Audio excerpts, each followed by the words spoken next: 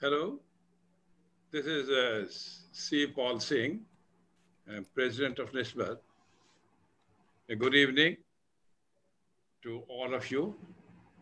My hearty welcome to the learned speaker, and I extend warm welcome also to all the delegates who have joined us from various countries on this 22nd edition of our webinar, 102 edition of webinar on subject of good operational management for higher course. Let me introduce to you NISBAT in a very few words.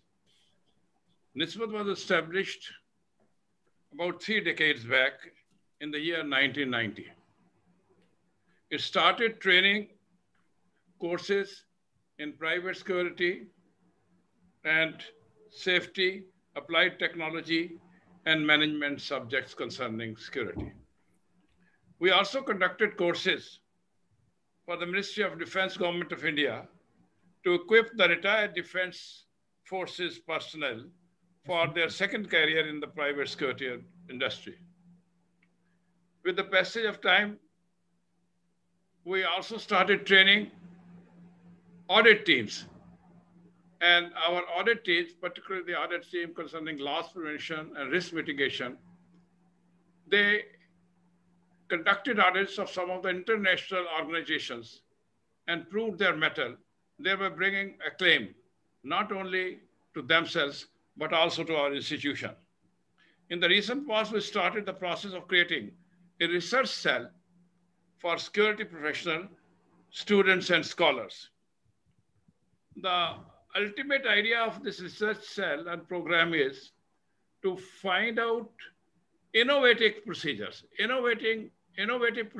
and methods to improve productivity and performance in the relevant spectrum, in which spectrum we are doing this research. NISBAT has established 4 important wings to undertake specific jobs or activities. One is NISBAT Forum, which organizes webinars, seminars, conferences, debates, and also presentations and awards. Then is the NISBAT Academy or NISBAT Education. It conducts virtual training programs and also assessment and certification. Then there's a NISBAT Enterprise, which undertakes audits and verifications in the field of security, safety, and applied technology. Then the 4th wing of NISBAT is NISBAT Foundation. We propose to undertake welfare and social programs for the public and low-income groups in general, and also establish a trust with the passage of time. That is how we have carved out our future program and future activities for NISBAT. Now, I'll say a few words about our chairman, Mr. Pawanjit Ahluwalia. Captain Ahluwalia is the chairman of Ahluwalia Holding Private Limited, which has offices at multiple locations in India and abroad. He took voluntary retirement from the parachute regiment of the Indian Army at a very young age and jumped into unknown area of business. With his perseverance, with his hard work, learning from pitfalls at times, but not giving up, today he has achieved a position of prominence in the business world in India, Southeast Asia, Dubai, etc., where he has various offices. He is a founder member of the International Business Research Association, Hong Kong, and is also a member of the World Association of Detectives, USA. He is the past president and former chairman of Council of International Investigators, USA, and is an awardee of Malcolm Thompson Award and Kotelya Award by the Council of International Investigators. Shri Pawanjit Ahluwalia, in due course of time, after given the next one, will moderate this session also. Now, before I asked him to moderate the session. Let me introduce to you the subject as such. The operational management, as we said, the subject is good operational management for higher goals. What is operational management? Now, what does operational manager to do? Operational management actually plays a very, very important role to bring on the same page all other departments in the organization. His responsibilities of operational managers encompass human resources also, human resource management to some extent, assets management, and cost controls. The objectives of any good operational management would include performance objective, utilization of resources to the full capacity, and to ensure quality performance as well as delivery of quality products, not only performance, but delivery of quality products to the full satisfaction of the customer. Any good operational management will involve total control almost from start to the finish in any organization to get key benefits to the organization for the higher goals. Now, total financial know-how of the organization, understanding of interpersonal relationship, interdepartment relationship, and ensure course correction wherever required are some of the objectives and duties of an operation manager. Now, there are two things. There is a human resource management and there is operational management. Actually, the two sides of the same coin, I will call it. HR management concerns predicting outcomes from the human resource or human capital so as to reach the highest goal, whereas operational strategic management oversees all the day-to-day essential operation to achieve these higher goals. Now, human resource management and practices depend on the psychology to understand the psychology of the human beings so as to have proper selections, extensive training, ensuring teamwork and capacity empowerment in the human resources. But as I mentioned in the start, the interface between these two, that is the human resource management and the operational management, is a must to achieve higher goals. With these words, after introducing this subject, now we'll just listen to, in due course of time, to our eminent speaker. Mr. H.S. Pannu has been in the Reliance. He will deliberate at that and tell us how he managed the human resources of such a big organization to achieve the higher goals. And we have the other learned speaker, Mr. Jayant Krishnan. He has experienced and he will explain the various concepts which are involved, various tools which can be involved, and the professional efficiency which is involved to achieve higher goals in an organization. With these words, I thank you all once again and pass on the proceedings to Captain Pawan Ahluwalia to carry forward. Thank you very much. Thank you, Mr. President. I would now like to acknowledge and thank the registrations which we have had from the following countries. We have participants coming in from the USA, UK, UAE, Kuwait, Yemen, China, Singapore, Australia, and Malaysia today. The event has been sponsored by Tag Scores, which is an assessments examinations platform, and is supported by PCIL, which is a consulting and investigations company, by Premier Shield, a guarding company,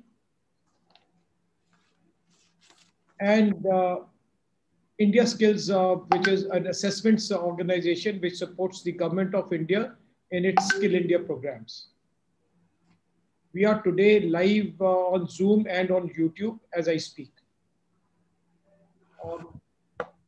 If you have any questions for the speakers, please note them down so that at the end of the session, when we have question and answers, you can pass them on to me on the chat or raise your hand and I will come back to you. A word about our president. Mr. Sipal Singh is a very illustrious senior police officer. He's a master's in English literature. During his service, he was made responsible by the government of India to raise a new force called the Rapid Action Force. And he was also its first chief. He later raised the Internal Security Academy, which is a central police academy at Mount Abu in Rajasthan, for training public sector servants in internal security matters. During his career, he was decorated with the President's Police Medal for Distinguished Services, the Indian Police Medal for Meritorious Services, Police Special Duty Medal with Bar, a Sena Medal, and a number of other commendation and rewards. After retirement, he was awarded the Security Personality of the Year award by the President of India in a conference held in Vigyan Bhavan in 2009. He is today an advisor with the Asian Professional Security Association, the Indian chapter, and is the Honorary Director General for CAPSI, the Central Association of Private Security Industry in India and the Association of Private Detectives and Investigators in India. Mr. Sipal Singh's face is well known in the country as a dynamic professional who has appeared in a number of interviews at the national level on televisions. I will now introduce to you the first speaker of the day, that is Mr. Jayant Krishna. Jayant is the Group Chief Executive Officer of the UK-India Business Council and leads UK-IBC in strengthening bilateral economic ties. He previously led key initiatives of the Prime Minister's Skill India mission as the Chief Executive Officer and Executive Director and Chief Operating Officer of the National Skills Development Corporation. Prior to serving in government, Jayant held diverse roles in the Tata Group for over 2 decades. As senior fellow at the Center for Strategic and International Studies in Washington, D.C., and Executive Director for Public Policy at Silicon Valley, he focused on Indian economic reforms, employment generation, and US-India bilateral business ties. At Tata Consultancy Services, he served as Director, Life Sciences and Healthcare for Europe, Director, Transportation, Travel, Hospitality, Media and Entertainment for UK and Ireland, Regional Manager in London for Global Delivery Center Head for a portfolio of United States, Canada, the Middle East, and the APAC clients. Then a Global Relationship Manager for one of the TCS's top 5 accounts worldwide, Business Relation Manager for British Airways, and Group Leader for Government and BFSI, and has been a management consultant to the World Bank and many UN agencies and governments. Jayant championed the apprenticeship reforms in India and played a pivotal role in shaping Apprentices Amendment Act of 2014. He later served as Chairman, Government of India's Special Task Force on Apprenticeship Rationalization. He was awarded the British Scheveningen Scholarship by the UK government and won the APJ Abdul Kalam Award for Innovation and Governance in 2016. He's a fellow of the All India Management Association and the CSI, and he's on the board of directors of varied companies like the NIT Foundation Board of Advisors and chairs the PIGCCI, that's Punjab and Haryana Council for National and the National Committee on Skills and Entrepreneurship. He's a distinguished professor at JIM. He was an adjunct professor at IIT Kanpur, and he sits on the boards of several institutions. Ladies and gentlemen, I present to you Jayant Krishna.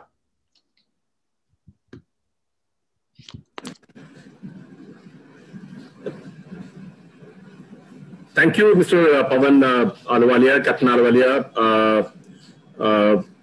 Wonderful to be there at NISMAT International's webinar. It's a very important subject. Can you all hear me clearly? Yes, we can. Absolutely. So, operations are very, very important. Operational management is very important. A lot of organizations would have a very good mission, vision. They will have a good set of strategies, But at the operating level, where all the activity lies, a lot of organizations fail for a variety of reasons. So, even though strategically the organization is very well structured, the organization structure is fine. There is no organizational design issues. But if at the operating level, there are holes, then the entire organization falls flat. I think that's very, very important. So today we are in a world where very clearly the entire world is and every organization that any organization that we work for is a part of a digitally integrated global chain. That's very important. No organization today can say that we are there in East Delhi and our market is East Delhi and we have nothing to do with it. Even though your customers may not be global, your supply chains may be, could be global. Even if your supply chains are not global, competition may appear anytime. So it's an all integrated world, and in this world, let me tell you that what people talk about the global customers, talk about Indian managers. Since I assume that most of the people in this webinar are from India, so I think a few comments I will just quote. Some of these comments may hurt us, but idea is to understand it. Otherwise, see, a lot of people say that we beat around the bush, we lack direct communication. These are quote unquotes from global clients who work with Indian managers or engineers for that matter. They say, they lack the business domain appreciation. Their fundamentals are not very strong, And they look at a small problem. They don't really, they lack a multidisciplinary approach or a competency. That's what people say. Inability to relate to the real world problems, near very, very little abstraction capabilities. So these are the comments, these are not my creation. These have come out of a very, very major study, and this few years ago, and I'm sure nothing has changed there. Indian managers, they lack holistic approach. They are unable to see the larger picture. They're technicians, rather than business daddies. That's what people say. Moving up the value chain is a distant cry on the horizon for most Indian managers. No sense of humor. We are insensitive towards cross-cultural issues. When the entire world is integrated, we have to be very, very sensitive about, these kind of things. No idea about the art of living whatsoever, dearth of well-rounded professionals.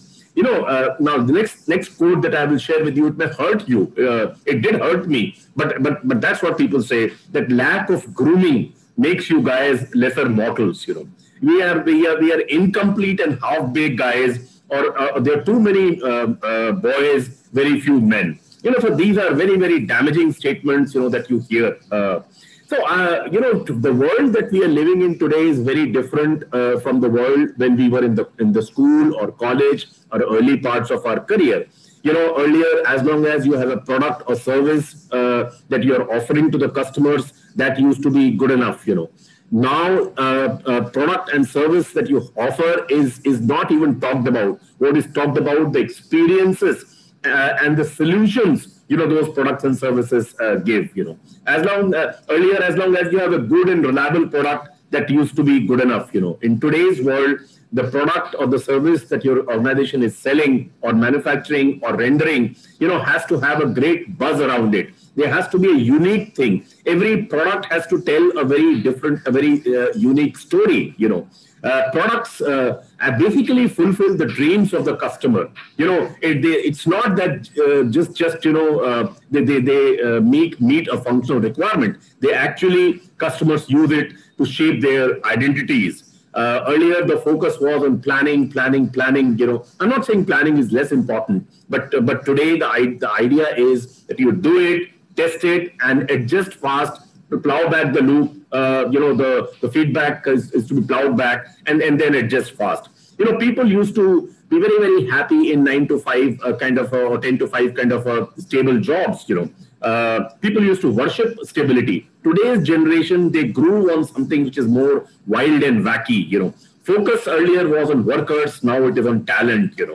Earlier, natural resources which were in the command of the organization used to define how powerful you are. Today, knowledge defines how powerful you are.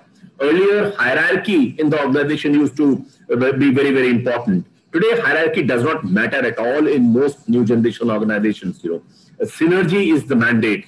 Leaders used to control and have a negative command, working in the organization. Today, that's not the job of the leaders at all. Job of the leaders is to command, coach, and empower and mentor people. So earlier, shareholders used to come first because their wealth is to be maximized, their return is to be maximized. Today, customer comes first, because the idea is if customers are happy and delighted, they will pay enough premium for your product and service that would automatically keep the shareholders happy. So a lot of things have changed, and which requires today's world for us to be real role models. Our job is to represent not just the company that we are working for, but our country on a 24/7 basis. There are a lot of stereotype notions about India. Believe me, when I started early in my career 35 years ago, and I used to go abroad for some business meeting or for a conference, people used to look at us, and of course understand that we are Indians, and they used to wonder why the hell these guys are here. India is, after all, a country of snake charmers and beggars.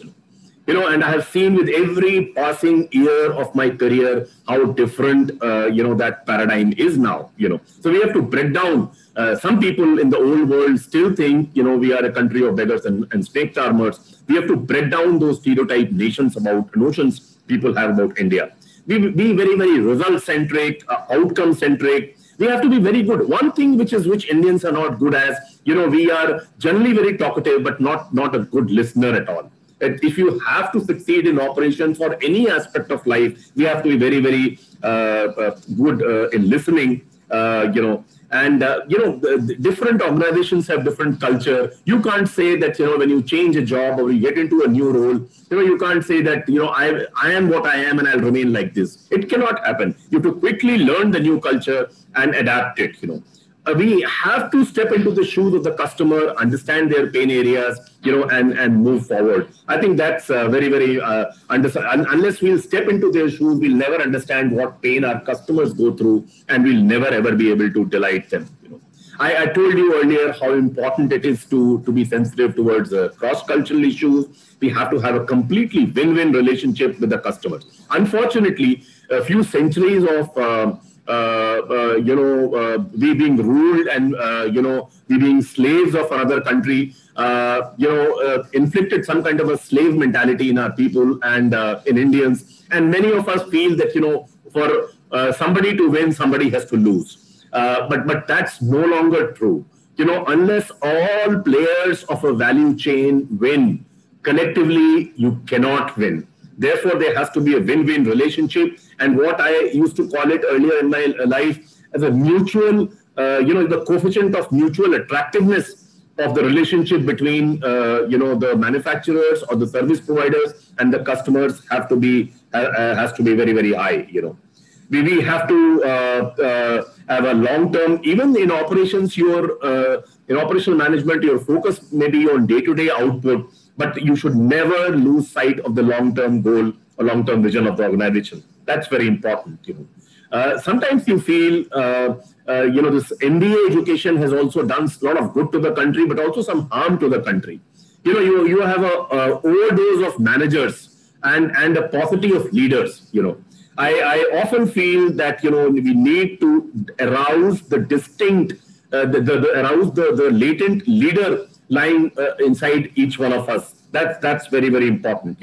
Otherwise, we'll remain a country or organizations in our country which are overmanaged but under-led. That's very, very important. Earlier, a generation earlier, perhaps what you studied in the college was good enough for you to get a job, and good enough for you to keep working for 35, 40 years and then retire. Today, you have to be in a continuous learning mode. That's very, very important. Believe me, what you studied in your engineering or what you studied in your MBA or any professional study will keep you relevant in the job market only for 2, 3 years, maybe 5 years, not beyond that. So we have to get into that mindset, of being in a continuous learning mode. That's very, very important. Earlier companies used to have, a local mindset that, we are manufacturing with local material for local customers. How that changed to an export-centric mindset, then a global mindset, which said that, you think global but act local, But today, that even global concept has become irrelevant. Today, what is required is to have a transnational mindset where you have to think global and act global. That's very, very important. We have to understand today that the world that we are living in is flatter, and the velocity of decision making in business has to be at the speed of thought. That's very, very important. The good story for India is that the affluent nations in the world are aging. And we are a very young age. The median age of our workers is just about 27 years, which is a very, very, very good thing. So I think we have to always get into the mindset of keep changing all the time, because both quantum and discrete changes are happening not only in the products that we manufacture or we buy as a consumer, the markets, the technology, and the organization. This one one smartphone has made a dozen products redundant. That. I mean, a landline, a camera, so many, alarm clock, so many things, have become redundant. Perhaps to a large extent, even a computer has become redundant because a lot of things you can do using the smartphone itself. So I think how we have to ensure that the organizations need to manage and lead the change, and managing change. It's not that you're confronted with change and you somehow cope with it. Managing the change has to become an organizational value rather than just a practice. It's very, very important that, the change, the response to change that we bring in our organization has to be more strategic than tactical. That's very, very important, So how do we do it?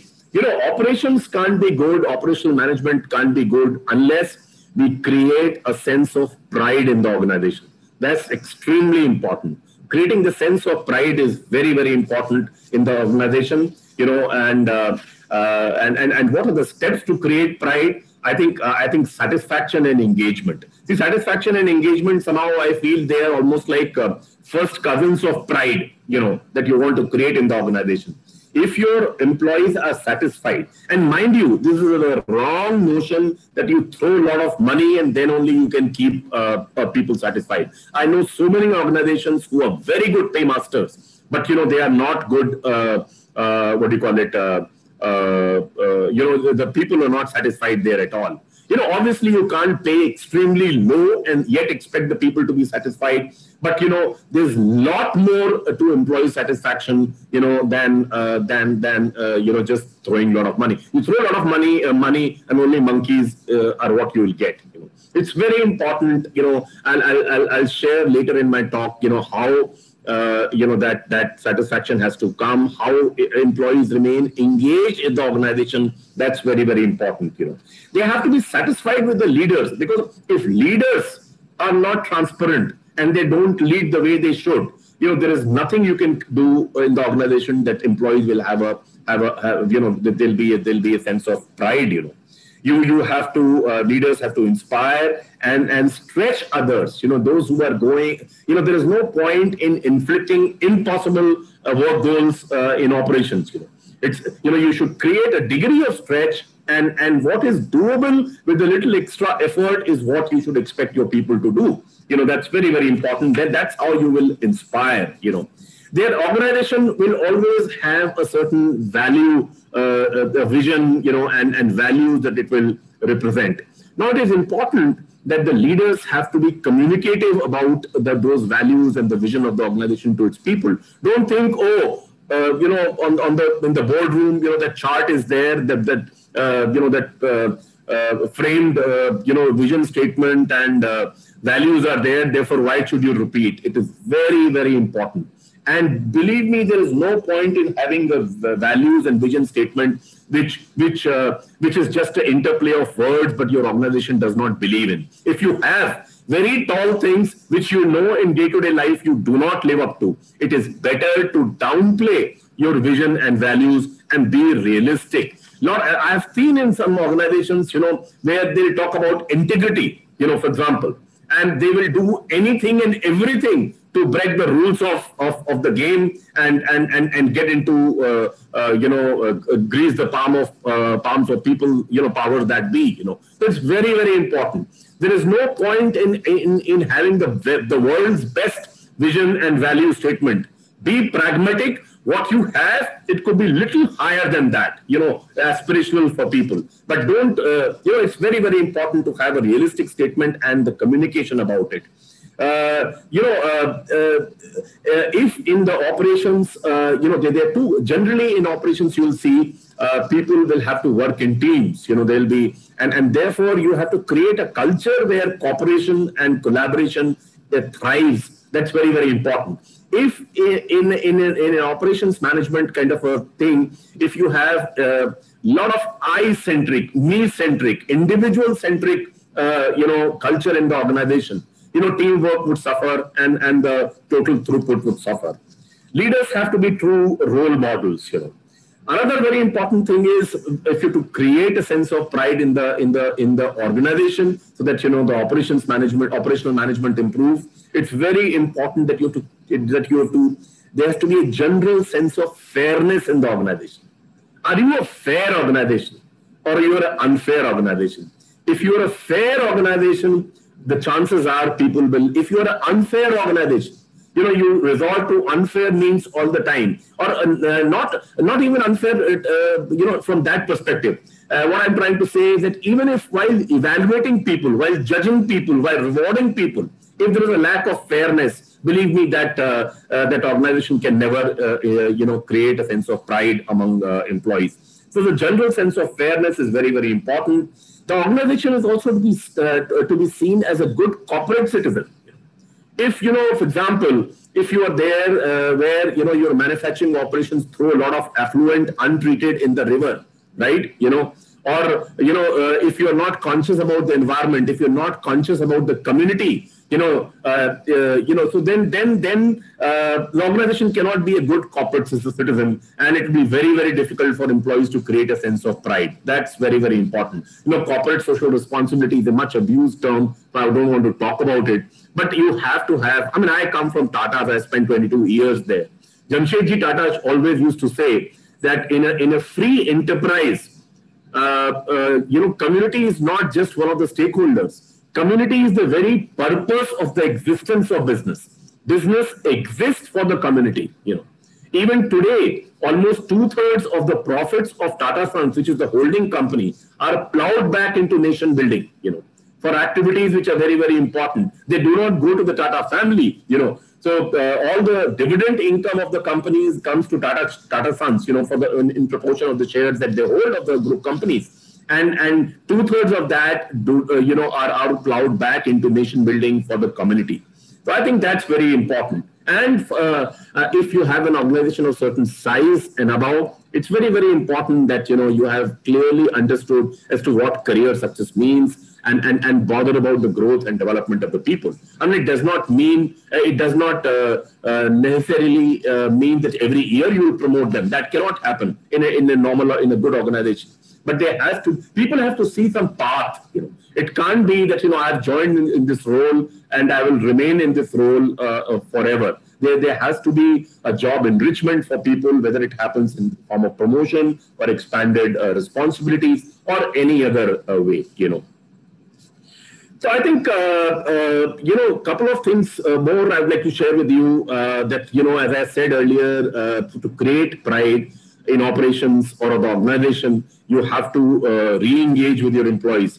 for a more productive environment. That connect is very important. That engagement is very, very important. So you have to encourage the employees to explore beyond their department. In the way operations are structured, generally what happens, people they become very inward looking. This is my job, this is my department. Beyond that, to hell with the organization. That does not work at all. If you have to keep employees engaged, you have to give them the larger picture. You have to, even though the job of the other department may not be their job, but they must have a proper understanding of what those jobs are. Second tip I wanted to give is that, don't hold back when it comes to feedback. I think that's very, very important. Whenever you have to give a feedback, please give, but package it well. Even if the person you have found the person wanting, there's no point in being directly very critical, but explain, that how the person, there are some gaps and how the person can improve. If you create that culture where the feedback is given not just as a criticism, both positive and negative, both feedback is given on an ongoing basis, and chances are that employees will be more engaged with the organization. There has to be creative, for people, especially for people who perform better, they are high achievers. There has to be creative ways of rewarding, Money is one, we all know, but there are different ways, sometimes just a pat on the back of an employee goes a long way, or my CEO, when I was in TCS, if he'll invite me for a meal at his home, that used to be much more important, for me than any amount of raise or a promotion, So I think there could be a lot of informal ways. If somebody has done well, just praise, and as they say, be critical of the person in a one-to-one manner, not in the group. But when you're praising the person, praise the person in a group. I think that's very, very, so there has to be, beyond money, there has to be creative ways to, reward the high achievers. As I said earlier, that, you have to get into continuous training mode. There has to be space created. You can't say that, training and development will happen in the personal time of people. If they for 3 days or 1 week, if they have to be out of, if they have to be taken out of operations and put into some training or a continuing education, that must be done. There has to be a very, very bonding. It's a very, very important to create a sense of bonding in the organization for operational management to be successful. That's very, very important. Do you have role models in the organization? Do you have mentors? How can you become especially the people that you're reporting to? Some organizations do that way. Some organizations keep in a different department. There has to be mentoring is a very, very powerful tool. Unfortunately, there are very few companies in India which have, a lot of companies as a tick mark in the laundry list, they will have, we have mentoring. But, there's not much of a mentoring when you go deeper. How can employees look at their leaders as their friends, philosophers, and guide? That's very, very important. A lot of organizations have a lot of clutter. If you look in operations, a lot of time goes into finding where that file is or where that piece is, where that raw material component is, a lot of where that instruction is. So there's a lot of clutter organizations have. And a lot of organizations have their clutter coefficient is as high as 70%. You can imagine, you have to declutter the organization, simplify. If there were complicated processes, if there were complicated rules, if there were rule engines, if there were, I think they may have been relevant at some point of time. But today you have to re-engineer all those processes and remove anything in the process which is non-value adding, which creates a clutter. That's very, very important. Also, what inspires me may not be the same what inspires you, right? The what inspiration means to each individual is different, So how, if you have, let's say, 7 people reporting to you, don't assume that, a standard tablet will be given to each one of them to inspire them, right? So you have to talk to them and figure out what inspiration means to them, what would inspire them.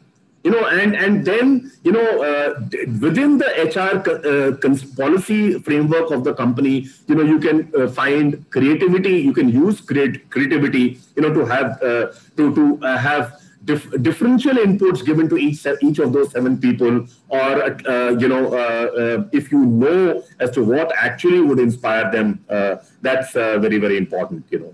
The culture can't be. Lot of organizations, even some of them unfortunately successful ones, they do not have a very good work culture. They have a very toxic kind of a culture in the organization, which is believe me, the shelf life of that organization, even though today that organization may be successful, but if there is a toxicity in the culture, you can breathe. If it's a toxic, I'm not saying from a pollution point of view, but if the culture is toxic in the organization, the days of that organization are numbered. So I think whatever any such talks always resort to motivation and things like that, and therefore I want to share with you that you have to keep motivating employees all the time, provide regular feedback, and when the employees are struggling, give them, be patient with them, understand, where their problems lie. Can you help? Little bit of pep talk during the most difficult times would really bring the best out of people. That's very, very, very important. Reward employees publicly, for a high quality work to motivate them. That's very, very important. Skills training is very important. Soft trainings, behavioral trainings, process trainings, they are very, very important. And even though you may not be able to promote people every couple of years because of the size of the organization or whatever, or number of layers or whatever it be, you could still enrich their job. A lot of people feel the sense, feel motivated if their job is enriched, and then there's a difference between job expansion and job enrichment, Yeah, time now. Sorry? 1 minute more, please. All right. Okay. So I think these are, these things are very, very important, and everybody has to lead by example in the organization. You have to build credibility and trust. That's very important. Weed out favoritism in the organization. That's like writing on the wall. That's extremely important, and that's how you will create that organization. I think that's very, very important. Since the time is less, I will just end with a good example of an example where some of it is biased by, since I've spent so many more than 2 decades in Tatas.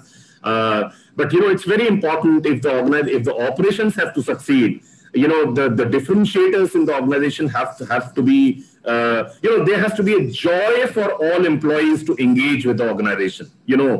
Employees must always be treated as internal customers. That's very, very important, that employees are treated as internal customers. Now I'll say something which will be grammatically incorrect. If customers come first, employees have to come more first, perhaps even before customers. Because if employees are engaged and positively motivated, they will keep the customers happy.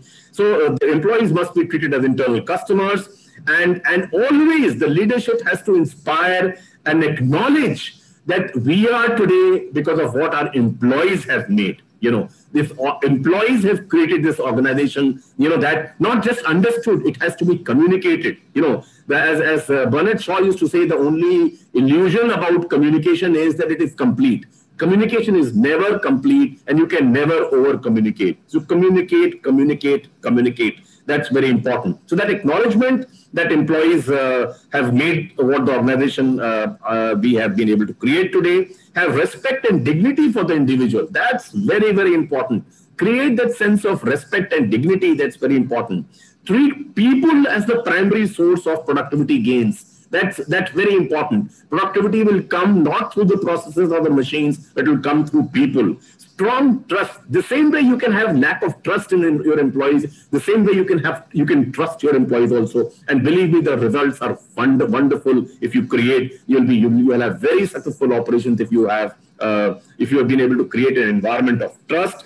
lot of HR policies in the companies. You'll see they'll have lots of do's and don'ts. This you can do, this you cannot do. This, as if you are going to a park and a lot of garden. And yeah, I'm just ending. Just a few seconds. So as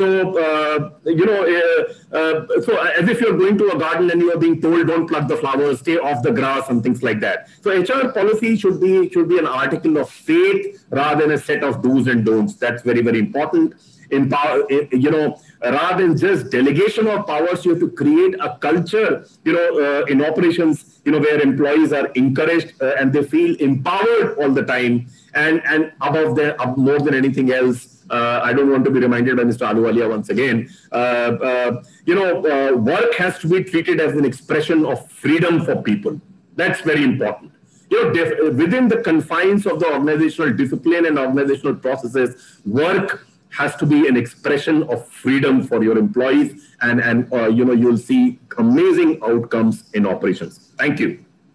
Thank you, Jain. Thank you very much. I think you've been giving us nuggets of gold, which we hope everyone will sort of imbibe and follow and improve productivity within their own organizations. Thank you very much. Pleasure. Now it's my privilege and honor to introduce Mr. H.S. Pannu to this August gathering. Mr. Pannu is a former commissioner of United Nations Civil Police. He's also the former president, Global Corporate Security Reliance Industries Limited, and he's presently the corporate security advisor to the Reliance Group. He is a CISF officer of the 1975 batch. CISF stands for Central Industrial Security Force. Mr. Pannu served as head of security in various industries in the central public sector. He moved up the ladder of hierarchy in the government of India. And Mr. Pannu was then handpicked in 1992 to lead the Indian police in United Nations, where he was elevated to be the United Nations Civil Police Commissioner of Phnom Penh, the capital of Cambodia. He there led police officers from 42 nationalities. In 1994, he returned home. 2 years later, Mr. Pannu migrated to the corporate world and joined Reliance Group as head of security and vigilance. Mr. Pannu envisioned and created the concept of centralized corporate security. His success as corporate security chief of Reliance spread throughout the Indian security industry, which gave him the popular title of the father of corporate security in India. Recognizing his enormous contribution in the overall progress of Reliance, Mr. Pannu was elevated as one of the topmost leaders of Reliance Corporate. He created RGSS, a centralized security organization registered as a separate company in the Register of Companies. He was appointed as its first director and chief operating officer. RGSS is to the Reliance Group companies as CISF is to the public sector companies in India.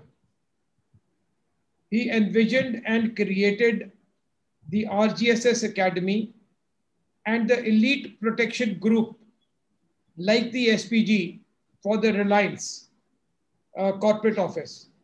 Being a tireless innovator with many unique initiatives made him globally acknowledged as incubator of many best practices. Some of the cadet officers trained and groomed by him are rated as world-class security professionals and have progressed to be security leaders in about 80 major industries in India and outside of India. Mr. Pannu is a recipient of President's Police Medal and the United Nations Police Medal. Also a recipient of the Best Security Manager Award in India. With 46 years of various security scenarios, there may hardly be any security situation which he has not lived through. Most of the Reliance leaders address him as a foot soldier general. Now I present to you, ladies and gentlemen, Mr. H.S. Pannu.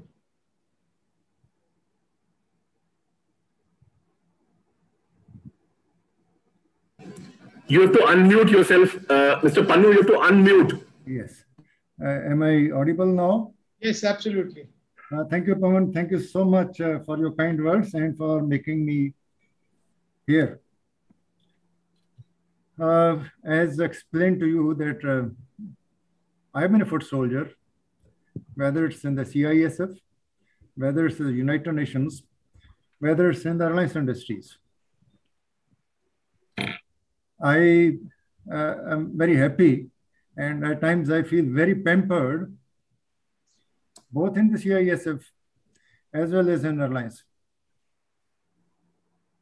Before I start the journey which we had in airlines, maybe 2-3 sentences about what airlines is. Airlines is ranked 96th on the global Fortune 500 list of world's biggest corporations. It is ranked 8th among the top 250 global energy companies by Platts.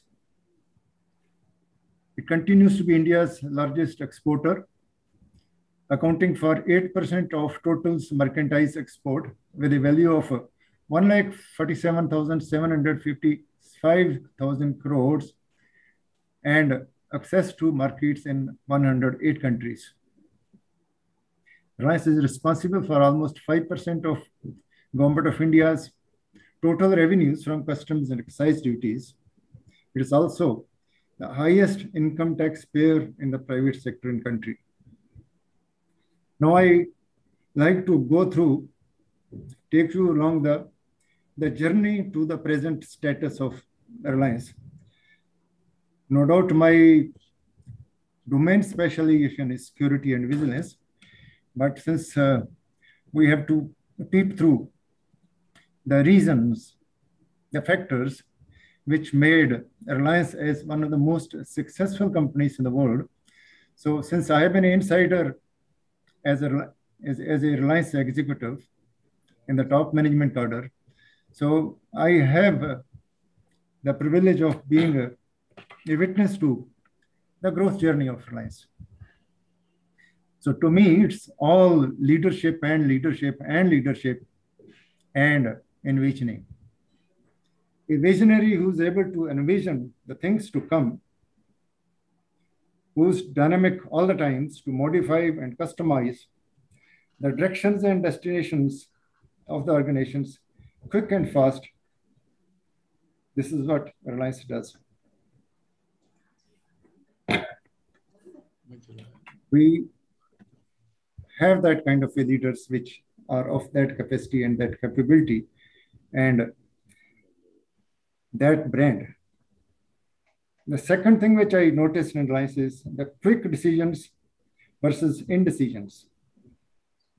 A great leader takes decisions as fast and as quick as required, keeping all the relevant inputs and situational awareness in mind. There's no decision which is absolutely right, and there is no decision which is absolutely wrong in this world.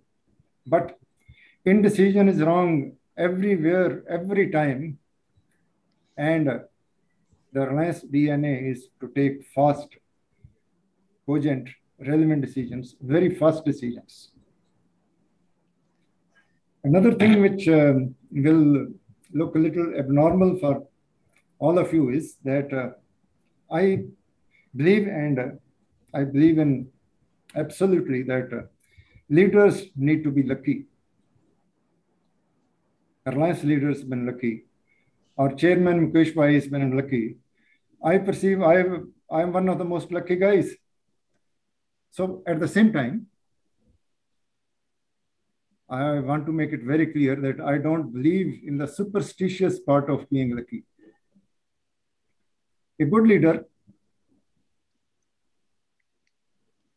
I just narrate a bit of historical anecdotes. Napoleon used to have select generals to lead legions for various battles. He will go through the profile of some chosen ones, considering various aspects of their personalities. His last question, is he lucky? This is very abnormal to most of rational thinking people, but it is effect of life. Let's see how the luck favors the brave. Any person who has extraordinary faculties of head and heart and mind,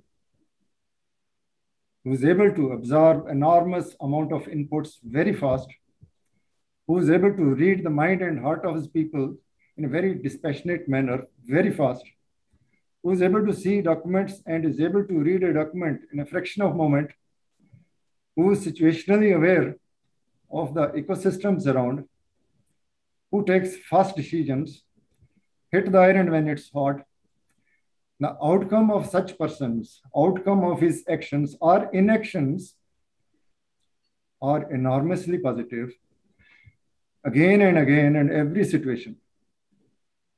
People around treat him and call him lucky. This is what I mean being lucky. And this is what Reliance does.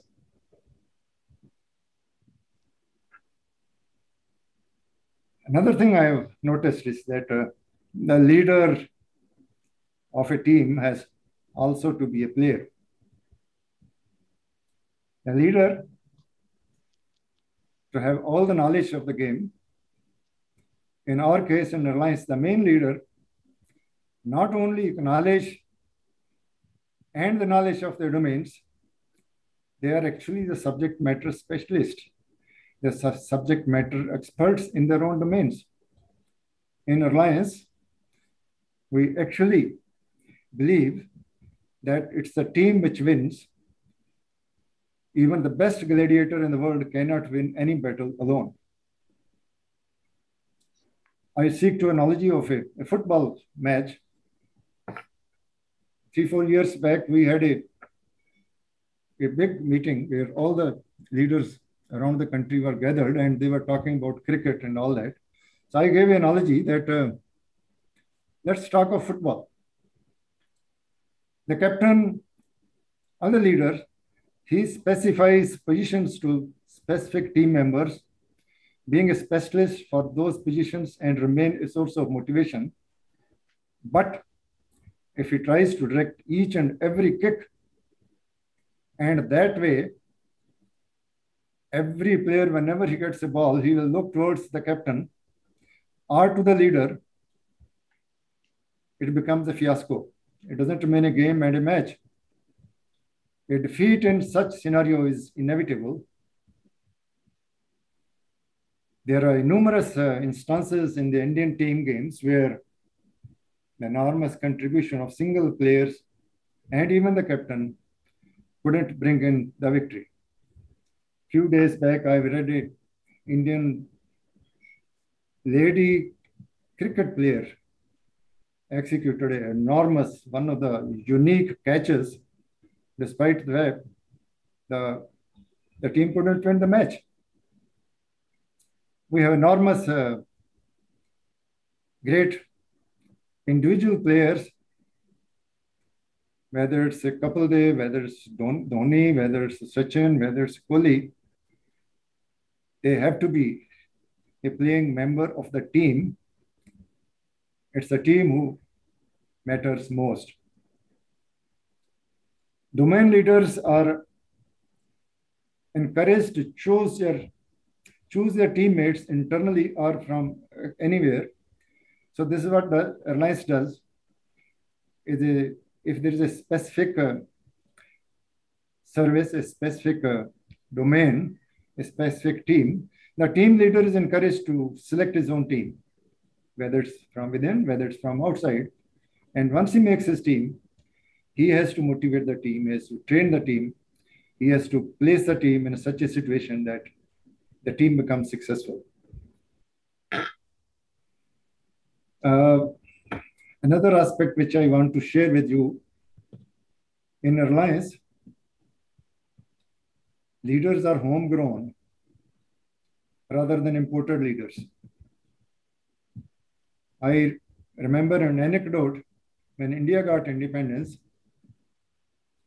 and we had to appoint a chief of army staff. And one of the political leaders says, we don't have any experience. Let's appoint somebody from UK to be a general for some time. And a young captain, he told the political leaders that you also don't have an experience. Why don't we import somebody to become the prime minister? I think the matter went home and we have a first general. In Reliance, it's true that owners, our super duper leaders, are homegrown leaders who started from the shop floor working. Examples, MDA, Mukesh Bhai, and other such leaders, they started working in Reliance at the shop floors. They didn't become straightway the chairman or the presidents or whatever nomenclature you have.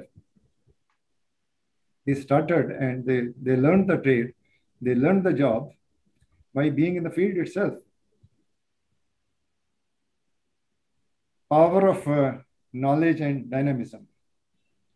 All our topmost leaders remain constantly updated of the latest knowledge in the evolving technology, whether it's IT, whether it's artificial intelligence, whether it's the Internet of Things, or the cloud, or whatever technology is available.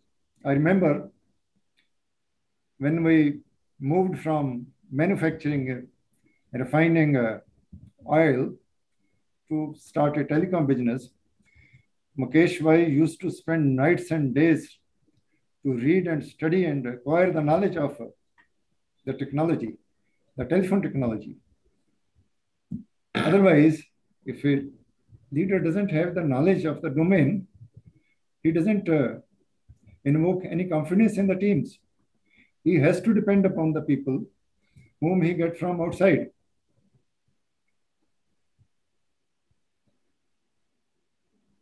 Operational processes and drills and discipline keep on evolving continually towards perfection. Let me again tell you that perfection alone is a mirage. We keep on moving towards perfection, but we don't keep on waiting for a thing to become perfect before we finally plunge into action. This is what I also been telling my teams that move towards perfection, you will get excellence, but don't keep on waiting for the things to become perfect before you plunge into action. Almost everyone in the business community is well aware of the speed and dynamism with which Reliance exhibited the shift of focus from fossil fuels to the green ecosystems, despite the fact that our bread and butter has been emanating from the crude processing of largest refining units. This is only a few weeks back, our chairman declared that now we need to move to the green energy rather than the fuel energy. I want to share another aspect of Reliance which is very obvious. World-class projects and economy of scale. Our prowess of envisioning and executing world-class projects is well known. The executive method is almost the same as I elaborated in the football analogy. The economy of scale of projects and advantage of the capital cost, operating cost, deliverable per dollar, per person, per employee, propels us way ahead of others in similar businesses. Reliance is very famous, well known for taking risks. Starting from a small trading house, a small textile factory, to manufacturing units of manufacturing raw materials for the petchem of polyester yarn for the textile company, to a large and a big yarn production plants near Surat, going upstream to the world's largest refining complex at Jamnagar, going further upstreams, doing exploration and production at Kakinada. So that's again a unique initiative which Reliance took of keep on adding to their business domains. As I just mentioned, that our telecom initiative is an example of a dynamism, a dynamic endeavor. It started with Arcom after the division of the family sets. It went to the other side of the family, but everybody is aware how that this part of Reliance succeeded to be one of the most profitable, most progressive company, rather than the other which was not. I don't have to tell the narrator the weak points of the other companies, because that will be improper for me, but I am simply telling only the positive things which helped us Reliance to grow from point to point, from one step to another step. We have another example of a dynamism and how we have to change the directions. I think about a decade back, due to the policy of the government in the petroleum retail, our petrol pumps were incurring a huge loss of maybe hundreds of crores per month. Reliance took a very fast decision to stop and close all the petrol pumps rather than incurring the losses to the stakeholders, to the shareholders. I happen to be one of the decision makers how to do it. The first option was, which most of the engineers did, okay, uproot all the machinery and the plant from the plants, from the petrol pumps, store them in the warehouses. Whenever the policy comes in our favor, once again, we'll reinstall them. I happen to tell them that instead of uprooting all the equipment, why not we mothball it? Keep them in the situation. I was questioned about the cost of protecting. We did mothball all the petrol pumps, and I told that I will take care of the cost of the protection. We started a method known as Reliance Mitras. The people in the vicinity, the villages, the cities, towns, the rural areas, find out somebody who's living in that vicinity, give him an incentive to take care of our assets, and he will be taking care of the asset as he takes care of his own agriculture fields, his agriculture equipment, or whatever his business is. It saved us a few thousand crores of rupees from uprooting and reinstalling. And thereafter, once that decision came back again that it's a level playing field, all the petrol pumps started once again. And thereafter, now it's a different subject, that the credibility of the Reliance petrol pumps, the perception of our quality and quantity gave us such a thumping success that people will travel 10 kilometers or 15 kilometers to go to the Reliance petrol pump to fill their cars, or motorcycles, or their tractors and trucks to get the petrol and diesel from there, because the perception went home that in Reliance, you get the full quality, you get the full quantity, and your vehicle will give more mileage. I've just deviated from the subject. Going back to the risk-taking initiatives, everybody's aware of the challenges, aware how big risks are taken by Reliance in sticking our neck quite above the safety of bunkers in war zones. Every new project requires double the capital than the previous project. All projects are super successful despite transitory setbacks at times here and there. The latest announcement, investment of 75,000 crores, is very obviously an allusion to my war zone analogy. Being an Reliance veteran, I'm 100% sure that our success in this endeavor of going towards the green economy, the green energy, is bound to be successful. As I mentioned earlier, the scale of our project is so huge that we get the advantage of the cost, the capital cost, the operating cost, the deliverance per dollar per employee propels us. Another secret which I can share with you is that in most of the organization, it happens that whenever a person has to take an initiative, a new initiative, a leader, it's generally difficult to get permission, but easy to get forgiveness. I've been taking this aspect, taking enormous difficult initiatives, decisions. 99% of the outcomes, no questions are asked.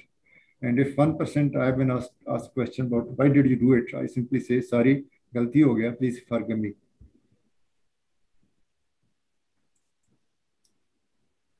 In Reliance, as Mr. Jen told, the mistakes are forgiven except complacency resulting into fatal accidents and actions with complicity and malicious intent or involving moral turpitude. Even in such cases, we don't rob the employees of their human dignity. There's a lot of respect for human dignity, and it continues, it was continuing. Now, I just touch upon the credibility and brand. Over the decades of hard work and work performance, the sterling deliverance, Reliance stands tall in the perception of its credibility quotient in the country, as well as globally. This brings us enormous leverage, and Reliance enjoys unprecedented benefits in terms of easy availability and cost of capital. Instead of Reliance chasing the lenders, it's the other way around. Many of you are aware how the lenders and investors have been having confidence in keeping all their eggs in our basket. Our hard work, our remaining fully focused, our continuous clear and honest intentions for the welfare and benefit of our stakeholders, our employees, our shareholders, earned us a tremendous positive perception in the minds of the people.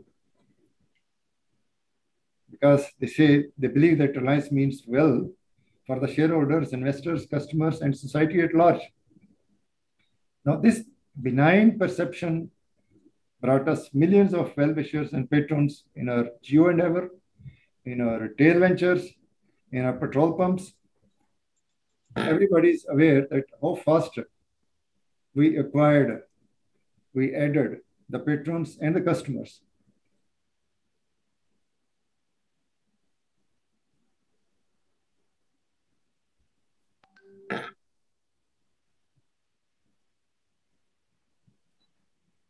The final reason why Reliance succeeds more than the success is the blessings of our countrymen, because we really follow the legacy of our founder chairman, Shri Dhirubhai Ambani, who professed that what is good for India is good for Reliance. Now, I'll touch upon my personal contribution in the growth journey. As I mentioned, that I have a reason to be proud, fortunate, and lucky in getting independence and liberty to envision a foolproof concept of centralized corporate security and protection of Reliance assets, its human assets, its plants and properties, including proprietary assets, its manufacturing plants. I led the initiative of creating a concept of centralized corporate security company named Reliance Group Security Service Private Limited. We call it RGSS. And this dedicated security force to the Reliance Group is exactly what the CISF is to the Government of India companies. We had an urgent need, and we started without any wink, started a Reliance Security Management, which is a dedicated for homegrown security executives. The process of spotting the talent, filtering, basic training, on-the-job training, grooming, maturing, motivating, putting them in the right places is a unique experiment, hugely successful anywhere in the Indian industry or maybe abroad. This huge value addition to Reliance brand, in addition to feeling of being secure and safe in the minds of all the stakeholders and employees and their families, the following advantages are discernible. The cost per barrel of refining, the cost of per ton of petrochemicals, the cost of per ton of port handling, the cost of per megawatt of power generations, the cost of per square foot of retail stores, our percentage of scales is the lowest in the world on all parameters. I mentioned it to one of our very senior leaders who accused me of incurring a lot of cost. I told him, I'm giving you statistics. You compare it anywhere in the world. I gave him the exact numbers also of the cost and compare it to other similar businesses. For example, the cost of security of 1 barrel of refining is 0.2 cents in Reliance, whereas certain companies they spend as much as 8 cents. One of the largest utility companies in the country producing power spend 1 lakh rupees per megawatt per year for the security of the organizations. In Reliance, this cost is subsumed in the operations itself, in the cost of refining itself. Similarly, the cost of material handling in the port, whether solid or liquid, is subsumed in the cost itself. Once, about a decade back, we thought of reducing our risk and wanting to go for a comprehensive anti-terrorist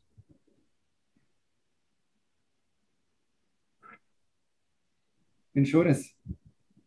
And no insurance company in the country was big enough to incur that kind of risk. So the insurance companies went abroad, and the global insurance company brought a specialist, a security specialist, to study our systems. That what kind of risk they have to ensure our operations, our plants and equipment, our machinery, our processes. The person spent 7 days, and he came to me with a very big surprise that he says, I have gone to 72 countries. I am yet to see a better security organization than this one. So I jokingly told that, are you willing to give me in writing? He says, why not? He gave me that kind of a certification. And you know what happened? It saved us maybe 35 to 40 crores of money from the money which we have to pay as a premium to the insurance company. And of course, we use that for the security equipment, security technology. Panu sir, just another 2 minutes, please. Okay. The domain which I lead in Reliance, the RGSs, the young guys whom we spot, train, motivate, groom, we are a catalyst to do the value addition to such an extent that these people, they become the most required, wanted security executives in the entire world.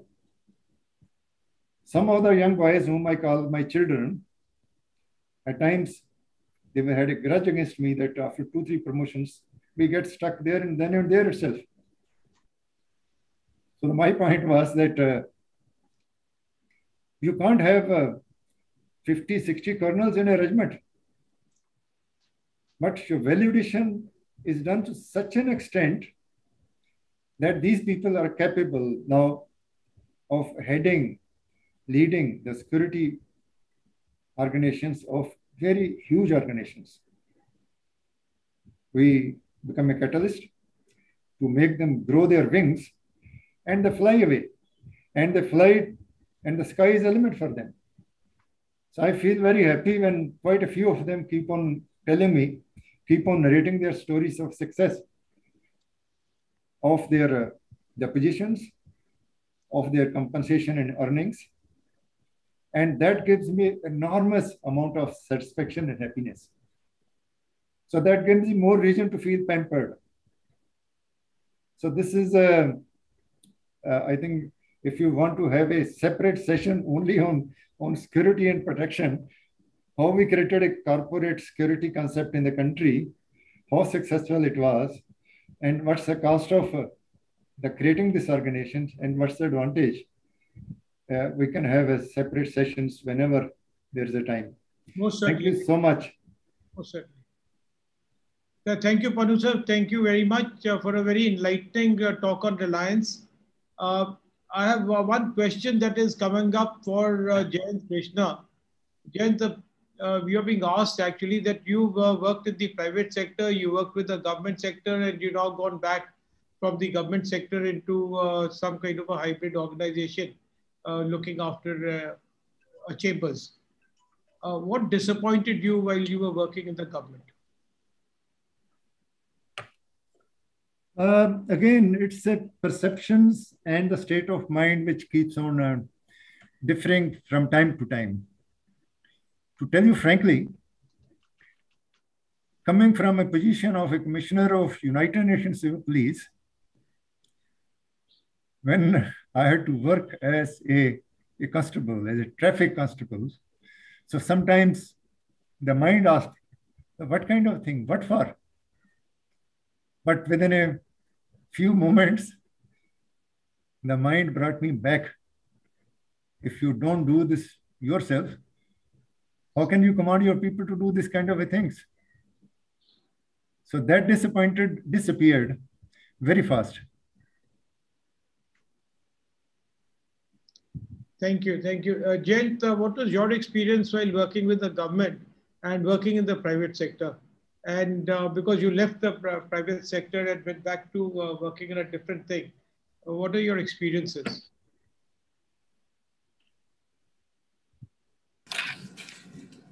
Yeah, so basically, there are good and bad people in all organizations, in government as well as in private sector.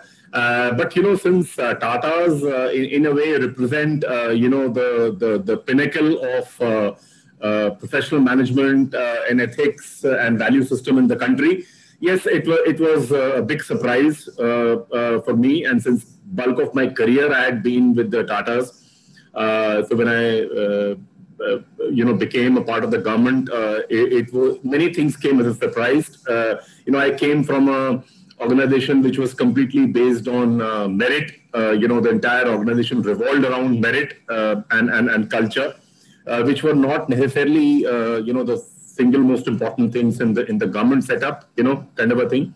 But the good thing with the government setup is that whatever you do, the scale is very different. What one is that generally in the Skill India mission that I was a part of. Financial resources were not a constraint because anything that we wanted to do, we could mobilize funds for that. The entire country's scale, was given as a platform for us to work on.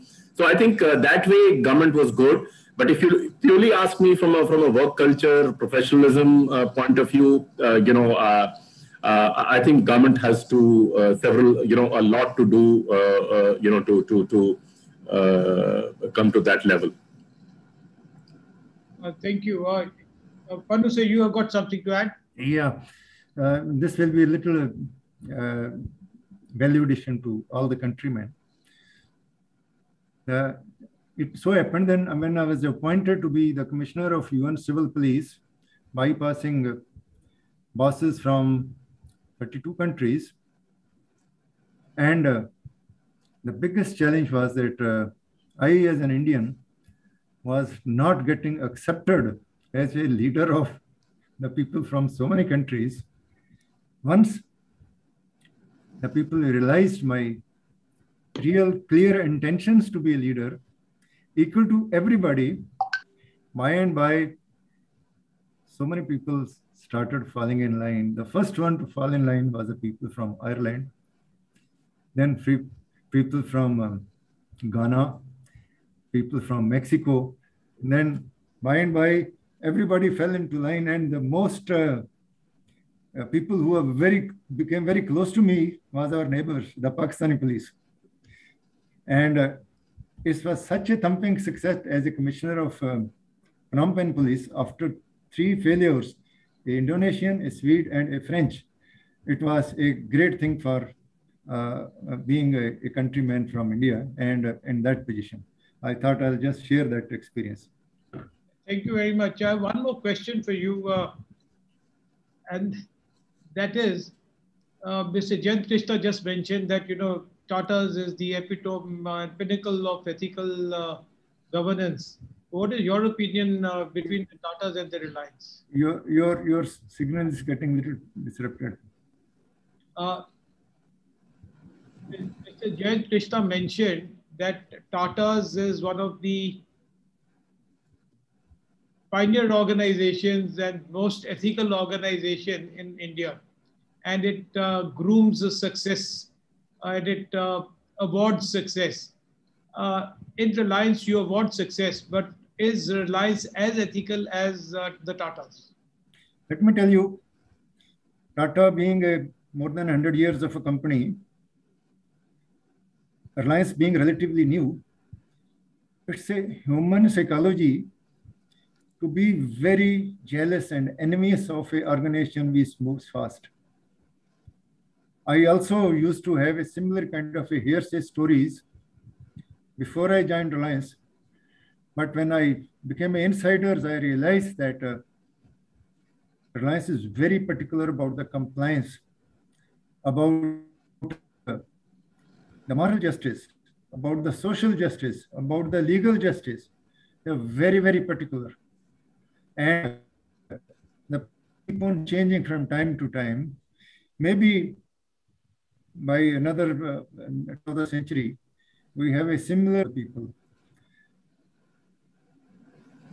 The very fact that no deficiency in quality and quantity itself gives a lot of confidence to us as airlines.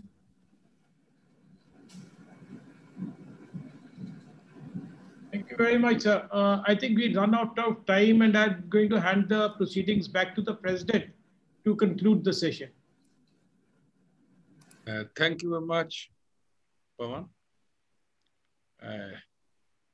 I have heard both the speakers, and we have heard both the speakers. And I'd only like to say some of the words which have, some of the concepts or some of the enunciations which have struck to my mind, particularly from the 2 speakers. Mr. Krishna Jayant's importance of global integration, and also talking about that there should be well-rounded professionals available to solve the problems. Then he says, the professionals today may be wild and wacky. They want to go ahead and do certain things. He also talked about the new culture which is developed. As a student of literature, I just thought of Aldous Huxley when he talked of the brave new world long back. And now Jayant talked that a few years back, and now what's the difference? People concept about manager from India that he has beautifully touched. And the process of continuous learning he emphasized, and particularly to clear the clutter. That was a very important aspect, that we spend a lot of time in dealing with the clutter. We do not clear the clutter because this is the difficulty. And he beautifully described about the Tata's culture. I am voted to him because I have been with the Tatas for some years, and they just take the men along with them, with the management. There are every month or so, there are certain meetings where the men are present. They are present there with the top management and they decide what are the labor-oriented policies, what should be done. So as I said, the dignity of the employees and considering employees as a customer is a very, very important point here. That we go after the customer. We don't take employee as a customer. Mr. Pannu has described his own experiences and he has elaborated the quick decision, mind and heart of the people to win, and also tried to emphasize about the team work which is required. Homegrown, that's very important. Homegrown leaders in Reliance, and he has also described the risk-taking capacity which has to train. The risk-taking capacity in general is to be in all the leaders, whether we are in a bureaucratic organization like a police force, whether we are very highly risk-taking organization like the army. So risk-taking is one of the elements which has to be there in the leader. By and large, I like to say that my opening remarks were that operational management, strategic operational management, and human resource development management are the two sides of the same coin. I think my opening remarks have been abundantly justified by the speakers.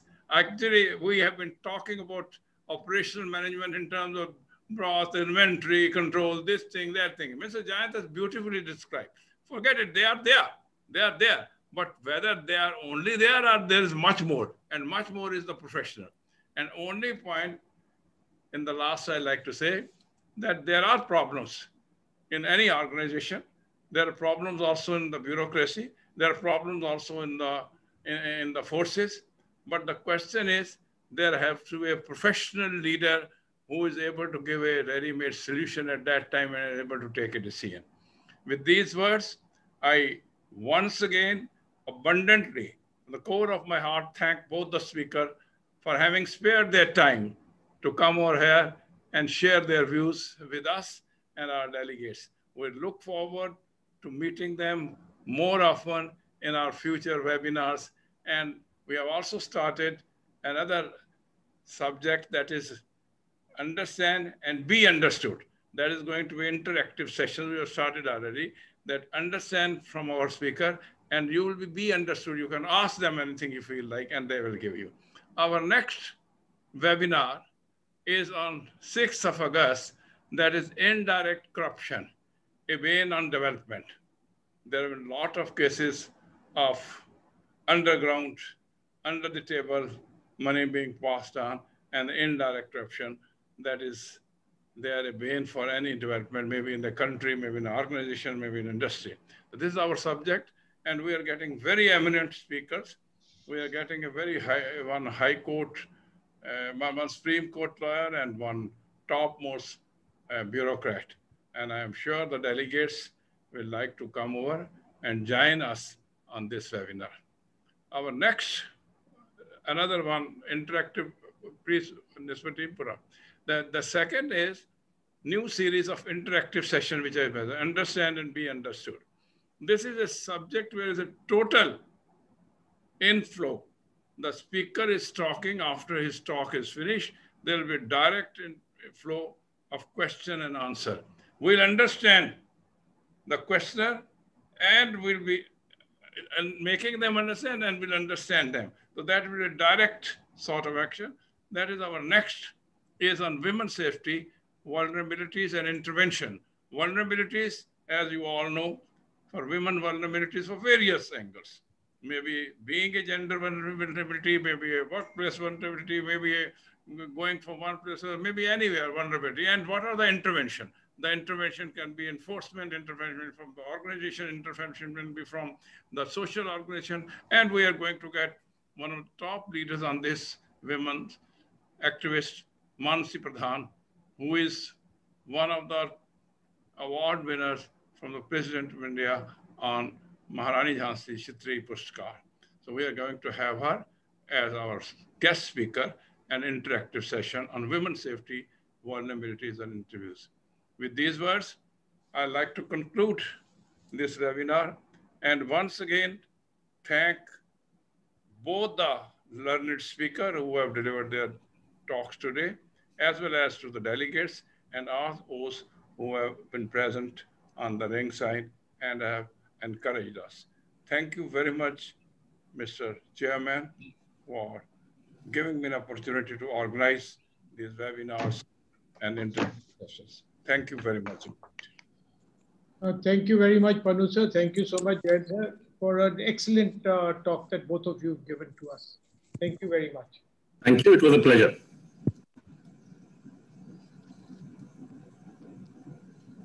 Thank you, speakers, and thank you, sir. Thank you, everyone. Thank you. Thank you, Jain sir. Thank you, Panu sir. Thank you, everyone. Thank you so much. Sir. Thank you. Sir. Pooja, you can take the screen off. Thank you for the wonderful speakers. Thank you. Have a great evening. Thank you very much. And Kishan, I wish you play to somebody and talk to you. He was talking so high of the evening.